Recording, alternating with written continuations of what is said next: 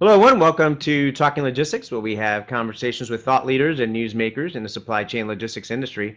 And it's my great pleasure to welcome to today's program Russ Romine, who is the VP of Global Transportation Services at Legacy Supply Chain Services. And today we're going to talk about navigating the risks and complexities of international transportation. Now, this is a topic that uh, again, a lot of folks haven't been paying too much attention on because a lot of the focus tends to be on the domestic transportation side, but there's certainly a lot going on in international transportation. And Russ is one of those experts that lives and breathes it every day. So certainly happy to have him on the program to kind of share some of the current trends and what's happening in the marketplace today on the international side. But before we get started, just want to remind those of you that are joining us today that if you do want to ask a question or make a comment while we are having our conversation here, you can do so via the question button, and I'll keep an eye on that. And certainly, if we've got any good and relevant questions, I'll try to weave them into the conversation.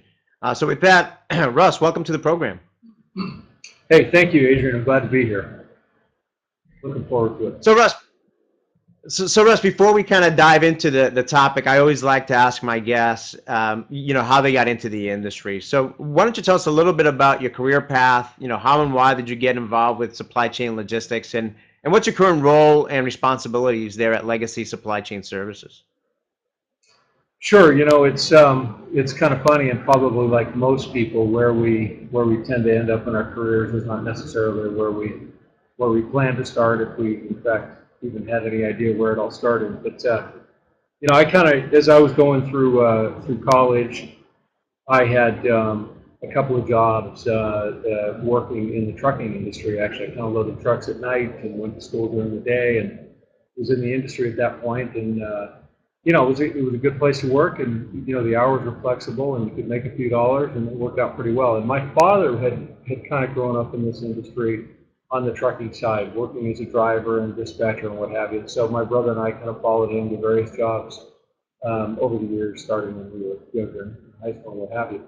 But when I was in college, I really had an interest in international kind of macroeconomic type subjects and trade and what have you. And as I got into trucking and had some opportunity for growth and advancement in the trucking industry, I was able to meet some of the freight forwarders and customs brokers we were working with. And of course, I didn't really know what that meant or what that was, but as I started to understand more about that, an opportunity opened up for me to get into the industry at that point at a fairly young age. And I started out working for a small forwarder in the western market, Northern California, Reno, Nevada market. And as I was working in that industry, I had an opportunity to kind of grow our international agent network and work with folks overseas. And so that was kind of the start of my path in this industry. Great, Today, great. yeah, I'll just add that today I work as a vice president of supply chain for Legacy Supply Chain Services. We're a mid-market provider, full range of diverse international and logistics. Great background. So certainly, like I mentioned earlier, you're kind of living and breathing, this every day. So let's talk about kind of the international side. Like I mentioned in my opening comments, trucking related topics, such as hours of service and the driver shortage, seems to get the lion's share of attention, in the industry press. But there are, many things happening on the international side as well, in international transportation, specifically air and ocean. So what are some of the key trends happening in air and ocean transportation? Yeah, well, it's an interesting industry. I think in many ways the industry has matured. I mean, the world is flat, as the book says, and we're all engaged much more than we used to be with the rest of the world, and more aware of what's happening around the world with news and the products we buy and sell, what have you. And so I think along with that, the industry has had an opportunity largely to mature from an infrastructure standpoint, from an information standpoint. And one of the biggest factors, I think, is from a parity standpoint in terms of pricing, access to information. So shippers largely today and work with a number of providers and be assured that they're sort of in that competitive pricing range. I mean, it's fairly consistent throughout the market for the most part. What we're seeing today in the industry is as the supply chain has matured and it's grown, there's certainly a lot more volume moving through the system. And with that volume, a lot of the asset-based carriers are working toward driving their costs down.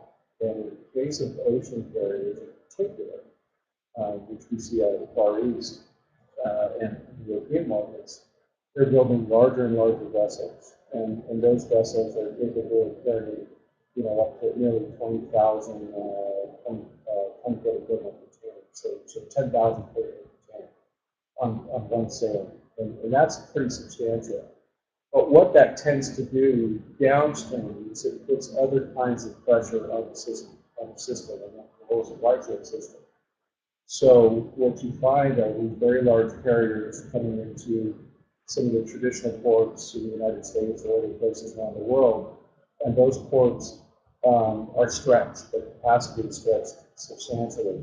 And so you tend to get some delays or cargo coming off of those vessels, stressing the system and its resources. It's taking more time to get the cargo available, and that has further downstream effects to inland carriers and providers, whether it's the local freight people or the intermodal carriers, the trucking companies that move product beyond the current port of arrival. So I think you're seeing sort of a mismatch in capacity and infrastructure. You've got infrastructure on one hand that's growing to very large sizes and scale, and other infrastructure that's not quite keeping that. And so there's a bit of an imbalance there. In addition, with the carriers chasing the market as they are, they're trying to grab market share as much as possible, and again, trying to drive down these costs. They're having to forecast some years out what the demand is going to look like. And so they're going into the market, building and investing in their businesses to build these large ships, to build more capacity on a forecast that says there'll be larger business moving. And that doesn't always materialize. That puts tremendous financial pressure on the asset-based carriers. And so all of this put together is starting to drive more volatility in the industry. And if you're a shipper, you've got to be very aware of what's happening. You've got to be paying attention to the news. You've got to be staying close to providers so you can manage that better.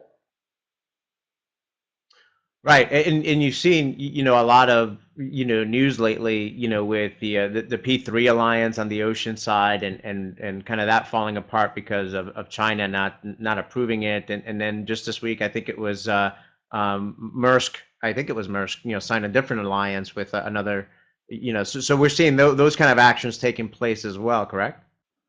Yeah, exactly. I mean, one of the things that carriers are trying to do is align themselves with other asset-based partners to share those resources that are in the market. So, in the example of Q3, this was a substantial alliance of three major carriers, Maersk, MSC, and CGM, that had agreed, had planned to come together, had approval from both the United States and Europe, to come together not only in what's kind of become a bit of a traditional space and vessel sharing agreement, but more so even merging some of their operations in terms of how to manage the movement of the cargo on the assets, how to put the freight together and what have you. So really, again, an effort to drive down costs, and some would argue to increase stability for everybody in the business. But in the case of China, they took a look at this proposed alliance and had concerns that it was going to create competitive issues for shippers on the Chinese side. It was going to create potentially some job issues in the Chinese market in various sectors. And so they declined it, they denied it. So that was a bit of a surprise, I think, to most of us in the industry. I think everybody expected next Europeans in the United States to sort of approved it, that the Chinese would follow suit, but that's not necessarily the case. So now, as a result, those carriers have had to step back and kind of reassess what they're going to do in the market. CGM has some other alliances they've worked with in the market, and they've offered to go in another direction on some more traditional vessel sharing arrangements that are not as in depth and it's not as tightly bound, that would create, it would be concerned about some of the competitive issues that would create. The Maersk and MSC carriers have both agreed to continue with a vessel sharing agreement. It's not quite as tightly bound. Again, we will share space on vessels, but not necessarily most of their operations. So I guess the point is, kind of a long-winded answer, I think, but the point really is that the carriers are looking to work together, streamline the costs of their operations, which I think tends to benefit shippers on the one hand, but also can create some risk for the shipping public in terms of controlling the trade lanes and controlling the pricing, and that's the real concern. The P3 Alliance, for example, had that been approved, would have controlled about 47% of the capacity in the Asian and European trade lanes. That's pretty substantial. And that led a lot of people to be concerned about, the ability to flex. Great, great. I think that's great perspective there on what happened there and what the carriers are doing. I came across a recent survey that shows, shippers are shifting more of their freight from air to ocean, driven primarily, by cost. Are you seeing, this shift, among the companies that you work with? And, besides transportation costs, how does that mode shift impact, their overall supply chain? Yeah, I mean, we do see the shift. I wouldn't say that's necessarily a new shift. I mean, I think, importers and exporters are always looking to reduce costs on the shipment. So a lot of the decision about whether you move your cargo by air or by ocean has to be primarily with the value of the cargo and how long you want the inventory to be, let's say, transit, primarily, and secondarily, of course, production. So we're trying to meet demand, and you've got to, production's running behind that demand, and you've got to move the cargo quickly. But certainly, as shippers have gotten more sophisticated and better able to manage the activity on their side, in their forecasting, they're able now to move more of that product by ocean freight and reduce costs overall. What that tends to do downstream is certainly that's going to increase inventory carrying costs. You've got inventory costs on the water. You've got inventory costs in distribution. You're going to have to do more safety stock in your distribution facilities. It's also going to contribute potentially to some of the things we just talked about, congestion or what have you, because you have more product flowing through the system. But certainly people are looking to reduce costs, especially coming out of the recession.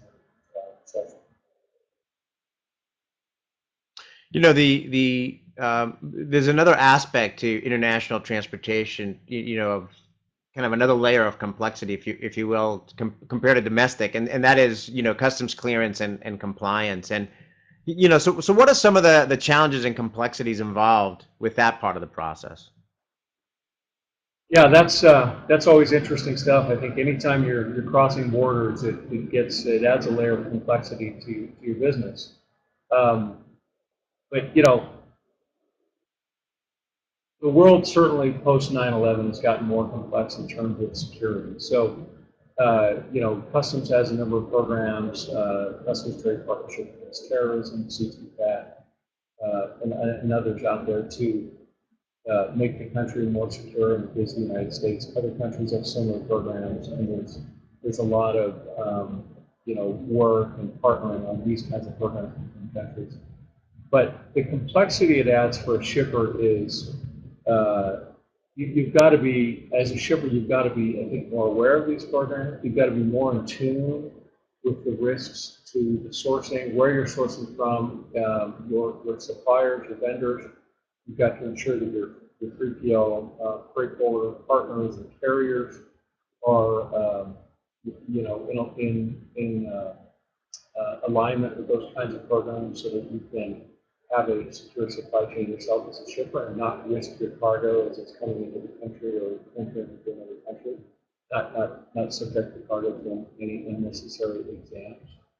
But generally, I think just the entire security framework has created a little bit more complexity in the supply chain. So traditionally, customs were worried about collecting revenue. Now they're worried about collecting revenue and security. So you've got that additional layer. So you have, depending on where you're sourcing from, you have more opportunity for exams. more opportunity for delays, and those kinds of reasons. Now, there's been a lot of modernization taking place on that front in terms of moving away from paper-based to more electronic communications on the customs front. Is that something that continues to gain momentum? Is there still a lot of paperwork involved on the compliance side of things? Well, it's largely automated now. Most customs brokers are operating in an environment where they can clear shipments on a remote basis. And most of that information, let's say a very, very high percentage of the entries are transmitted electronically. Some types of entries require paper documents and what have you.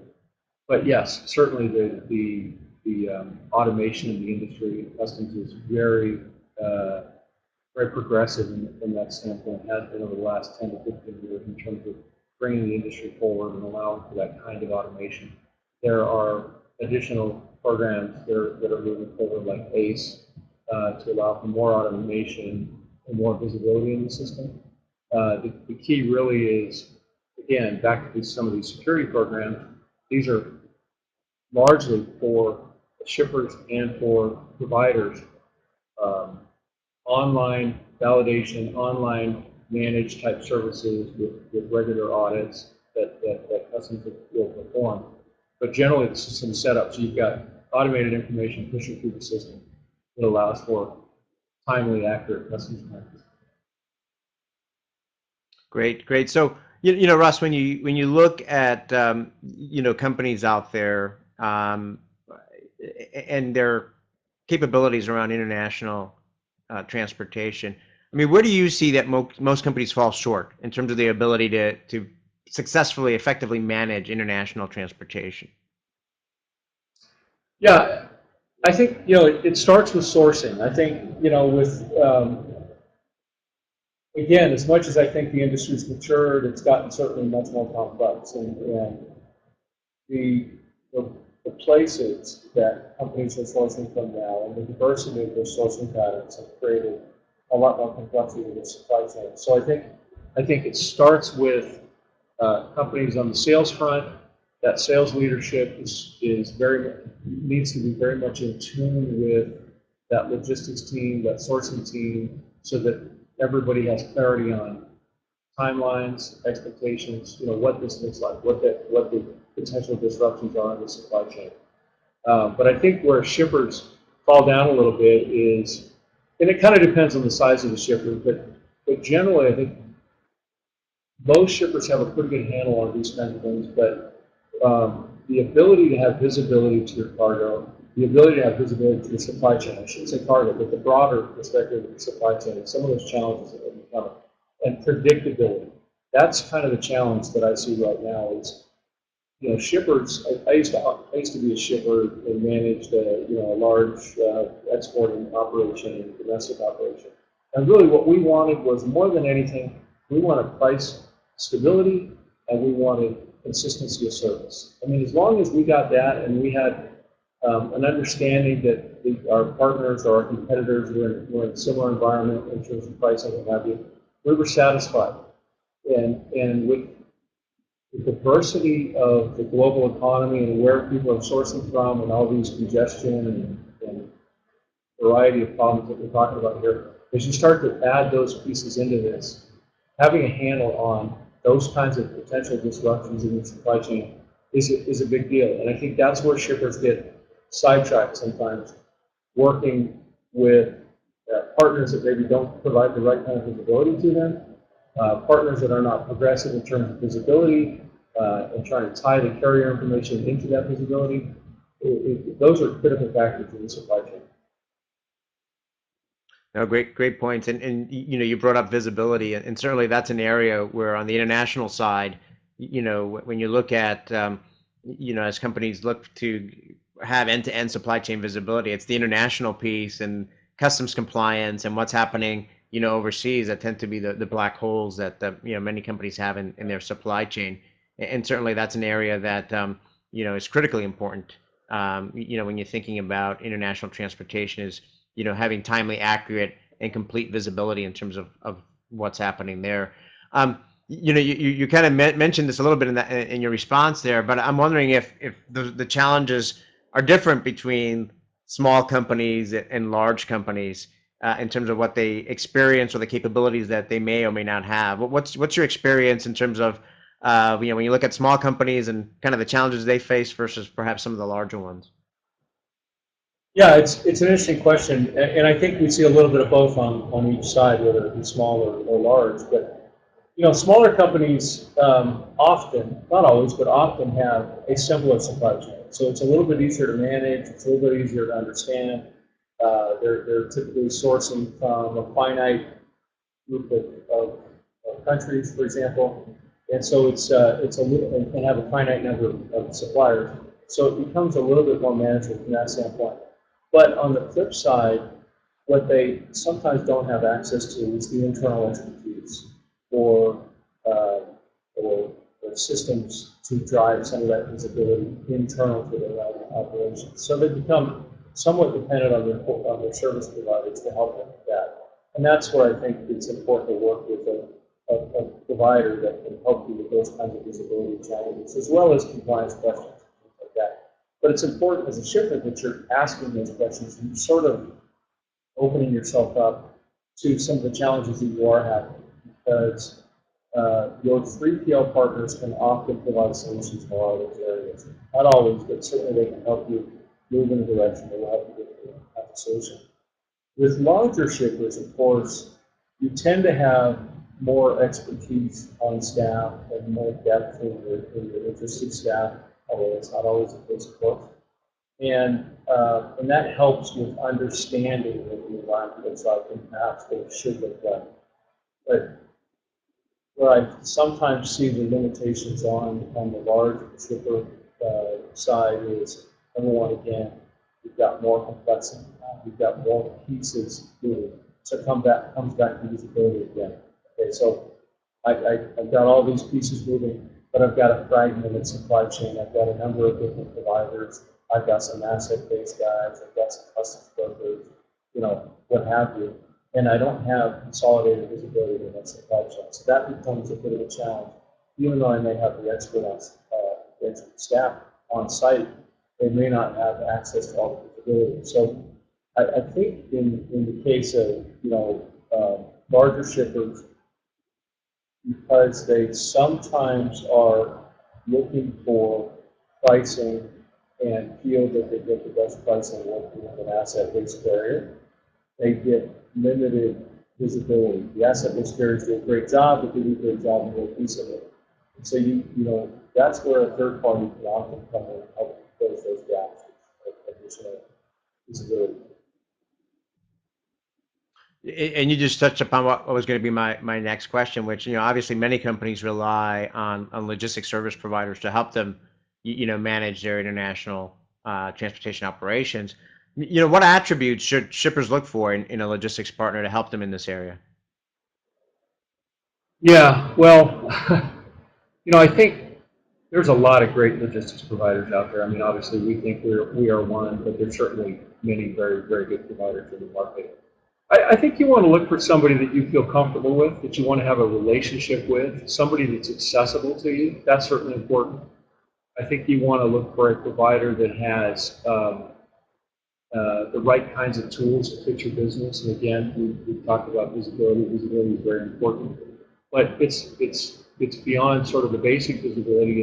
It's the ability to integrate what might be happening on the customer side into what's happening with the cargo before it gets to the customer or after it leaves the customer. So a company that's willing to or has the ability to customize for you in those circumstances, and again, that comes back to the relationship. I think you want to look for a company that has a diversity of services, because I think if you've got a partner that has a broader depth of service offerings, you can work with that partner in other parts of the business and again have that one point of contact. And then that allows you the ability to bundle services in some cases and have sort of a single go-to entity. And again, helping you with visibility and some of the other reporting you might need in the business. So I think it's important. to have that kind of relationship and the right kind of provider that fits your business needs. Those are all great points. I mean, obviously, the movement, executing the movement of the goods is kind of the table stakes these days, or it's the kind of the ticket to the dance. It's all these other things, right? The people aspect of it, the business intelligence, the visibility and the technology that you bring along, with it, Right. and then obviously, I think the opportunity to drive continuous improvement and always looking for ways to create additional value or benefits. And one of the areas that I see a great opportunity on, particularly on the international side, is on from a supply chain risk management standpoint, because there are so many opportunities for supply chain disruption when you think about it from an international side. That I think that's another opportunity that I don't think many logistics service providers put on that hat, but I think it's an opportunity to it could be a differentiator for a logistics service provider to Sure. come at it from a risk management standpoint. Sure, absolutely. I think that's a great point. Again, because you mentioned early in the conversation, that there's always a lot of talk about the domestic side of the business and not so much necessarily on the international side, at least for some folks. But when you're talking about international transportation, you're really talking about both, because most of the cargo that's moving into or out of the United States starts with some kind of domestic move. And of course, back to the supply chain and the sourcing that we talked about, there's a lot of pieces in there that create potential risks to your supply chain. So understanding that and having a partner that can work with you and kind of map that out and help you understand where the risk points are potentially, help you understand what you need to build into your production schedules and your transportation schedules so you meet the proper demands of your clients in terms of delivering your product. That's really important. You've got somebody who's going to sit down with you and go through those pieces. And then, of course, you've got a whole myriad of discussion points on the compliance side in terms of looking at your product line, helping you understand what the classification should look like, what those classification risks are, whether from certain countries or certain product lines, how they're handled, whether you can use tools like the foreign trade zone to help you manage your cargo as it's entering the country to mitigate costs and create other kinds of flexibility for manipulating your goods or what have you. There's a lot of programs out there that can help shippers. But a lot of times, you're working with a partner that may have more ability than you understand, and those abilities and capabilities may not be evident to you unless you're helping them understand some of the challenges they're having as a shipper. So I think that dialogue and that relationship is really important. You really need to kind of put those things on the table and challenge your provider with an opportunity to help you solve them. I think that's really important. Great points. Well, Russ, we're coming up on time here, so I'm going to ask my last question as a way to kind of wrap up. As you look ahead, kind of 1 to 3 years down the road, what's your outlook for international transportation, and what actions should shippers take today to establish, a best-in-class operation? You know, I, I think the current trends will continue. I think we'll continue to see these kinds of congestion disruptions growing in other areas, solving. I mean, certainly the industry is working for many solutions to make the product as best as it can be. As I said, I believe it's matured to a large extent, but that maturity is now fraught with other kinds of challenges. So I think we'll see more of the same over the next couple of years. I think as much as we in the industry understand the challenges, the carriers understand the challenges, they're not easy challenges to solve. And it takes consensus in a lot of areas, it takes investment and what have you, but infrastructure is a big one right now. So I think we'll see more of the same. I think it's important that as a shipper, in terms of best practices, we'll go back to relationship. I think it's important you're working with a freight forwarder or third-party provider that is accessible to you, is willing to sit down with you and help you solve your supply chain problem. And you've got that kind of good relationship. Of course, it has to be somebody that has the capability and the depth of services and buying power to provide to the pricing and services that you need. But Most of us today are all looking at the same pricing for the most part. It's very mature from that standpoint. So cost is less an issue. It's more about that relationship and what we can do deeper. Second, I think, as I said, diversity is important. You've got to have a provider that has a diverse set of services that they can provide to you. Sort of a menu of services so they can help you broader in your supply chain.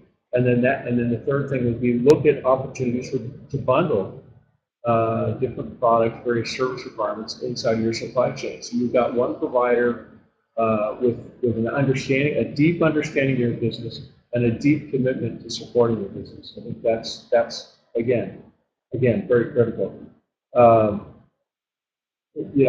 The fourth thing I guess I would say is the sourcing piece. Sourcing is incredibly important. We're seeing, in the case of China, which has become largely, sort of a manufacturing base for much of the consumer goods that come to this country, we're seeing significant cost increases for some of the production of products in China. Those cost increases create risks to you in your supply chain and your ability to sell your product.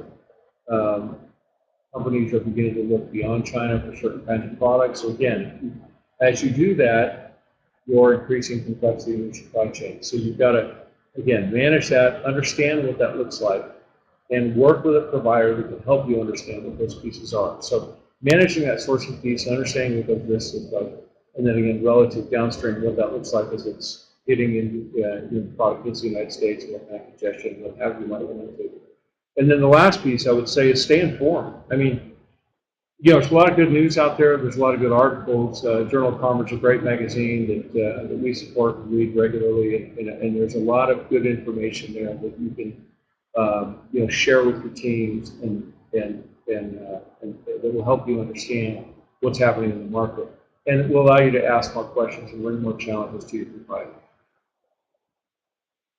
Well, in the spirit of that last point, Russ, in terms of keeping everyone informed, hopefully we just helped contribute that with today's episode. And I know we just, in the limited time we have, just kind of scratched the surface. But, I think the bottom line is obviously there's a lot going on the international transportation side, a lot of opportunities for improvement, a lot of risks, but also a lot of shippers that approach it, smartly, both internally and working with their logistics service providers can certainly,